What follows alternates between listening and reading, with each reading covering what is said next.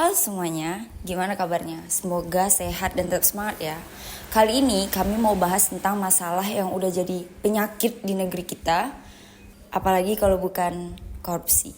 Ya mungkin terdengar biasa, tapi dampaknya luar biasa.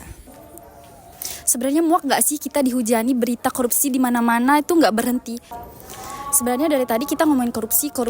Emangnya kita ngerti korupsi itu apa? Simpelnya, korupsi itu adalah penyalahgunaan kekuasaan maupun wewenang dari lingkup yang sempit maupun lingkup yang luas, yang dimana dampaknya bisa merugikan orang lain, apalagi rakyat.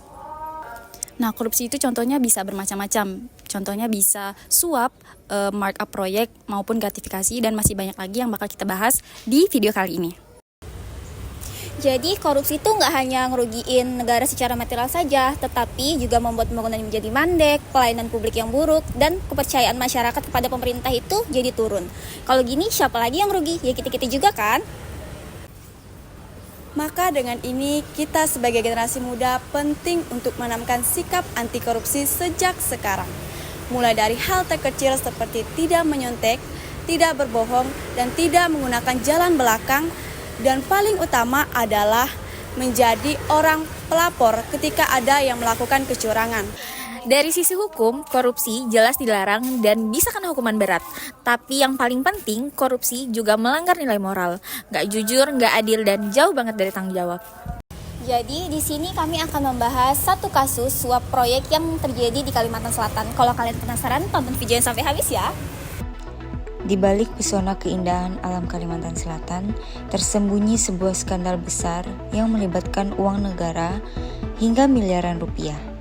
Proyek-proyek infrastruktur di Kalimantan Selatan seperti pembangunan jalan dan jembatan seharusnya meningkatkan kualitas hidup masyarakat. Namun, beberapa di antaranya justru menjadi ajang penyalahgunaan wewenang. Awalnya keluhan warga tentang jalan cepat rusak memicu audit BPKP. Salah satu pejabat daerah berinisial YUL yang diduga tersangka pulang membawa sekardus dan sebuah map yang menambah kecurigaan warga.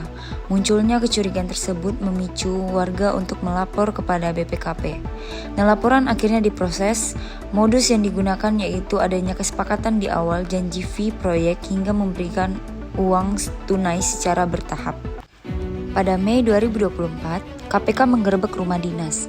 Dari penggeledahan ditemukan bukti transaksi uang suap, dokumen proyek, hingga rekaman komunikasi antar para pelaku.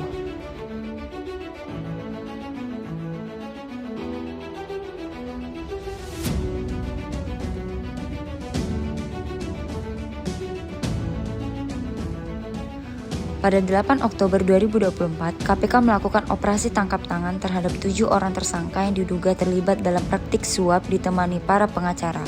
Mereka terdiri dari pejabat pemerintah hingga pihak perantara. Menurut pandangan kami sebagai mahasiswa, kasus korupsi suap proyek di Kalimantan Selatan sebagai bentuk pengkhianatan terhadap rakyat. Mereka kecewa karena korupsi merusak integritas pejabat, menghambat pembangunan, dan merugikan masyarakat. Kami sebagai mahasiswa menuntut penegakan hukum yang tegas, transparansi anggaran, serta mendorong pendidikan anti korupsi agar kasus serupa tidak terulang. Menurut kami sebagai mahasiswa, ada beberapa strategi yang bisa dilakukan untuk membantu mengatasi korupsi. Antaranya, yang pertama, meningkatkan literasi anti korupsi, mempelajari dan menyebarkan pengetahuan tentang bahaya korupsi serta hukum yang mengaturnya. Yang kedua, mengawasi dan mengkritisi kebijakan publik. Terlibat dalam forum diskusi, kajian kampus, atau media sosial untuk mengawasi kebijakan pemerintah dan anggaran. Yang ketiga, membangun budaya integritas, menjadi teladan dengan menolak praktik curang seperti mencontek, manipulasi data. Yang keempat, aktif dalam organisasi dan gerakan sosial, bergabung dengan organisasi mahasiswa atau komunitas anti korupsi untuk kampanye dan aksi nyata. Yang terakhir, mendorong transparansi di kampus, mengawal transparansi dana kemahasiswaan atau kegiatan kampus agar dikelola secara jujur dan terbuka. Meskipun peran mahasiswa terbatas, suara dan aksi kolektif tetap berpengaruh dalam bentuk budaya anti korupsi. Yuk bareng-bareng kita bangun budaya jujur dan bersih dari korupsi. Karena perubahan itu dari diri kita sendiri. Terima kasih udah nonton. Sampai jumpa.